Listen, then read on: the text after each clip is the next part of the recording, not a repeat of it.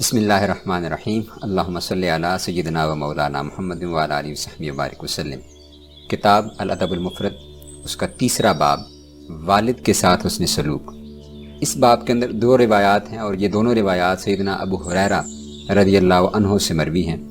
اور اس میں وہی روایت ہے جو اس سے پچھلے باب کے اندر نقل ہو چکی ہے، یعنی جس میں ایک شخص کریم آقا صلی اللہ علیہ وآلہ وسلم سے سوال کرتا ہے 3 مرتبہ کہ وہ کس سے حسن سلوک کرے، تو آقا علیہ السلام نے تینوں مرتبہ فرمایا کہ اپنی والدہ کے ساتھ حسن سلوک کرو۔ اس نے کہا کہ پھر اس کے بعد میں کس سے حسن سلوک کروں، تو آقا علیہ السلام نے ارشاد فرمایا کہ اپنے والد کے ساتھ، اور پھر فرمایا کہ اپنے قریبی رشتہ داروں کے ساتھ۔ تو تیسرے باب کے اندر یہ 2 روایات ہیں۔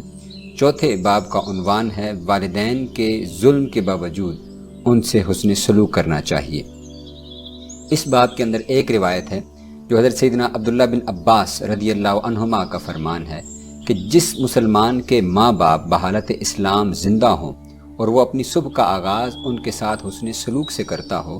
اور یہ کام وہ ثواب کی نیت سے کرتا ہو، تو اللہ تعالیٰ اس کے لیے جنت کے 2 دروازے کھول دیتا ہے، اور اگر والدین میں سے ایک ہوں تو 1 دروازہ کھول دیا جاتا ہے، اور اگر ان کو ناراض کر دے تو اللہ رب العزت اس وقت تک ناراض رہتا ہے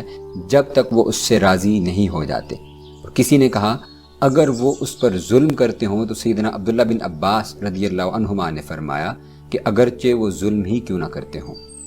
یعنی ان روایات سے معلوم ہوتا ہے، اور اس کو اگر ہم ایک اور جو روایت ہم نے پہلے باب کے اندر پڑھی کہ اللہ رب العزت کی رضا وہ والد کی رضا میں ہے،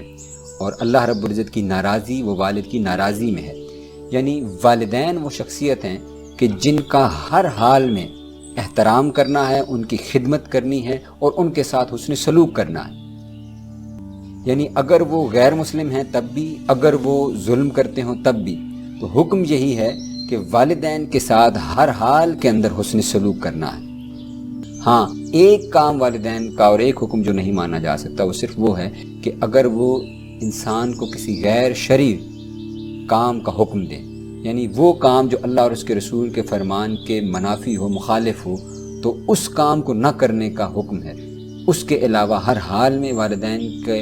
حکم کی بجاوری، ان کی تعمیل کرنا اور ان کی خدمت کرنا اور ان کے ساتھ حسن سلوک کرنا، یہ انسان کے لیے لازم ہے، واجب ہے، ضروری ہے۔ اللہ رب العزت سے دعا ہے کہ ہمیں والدین کی خدمت کی توفیق عطا فرمائے۔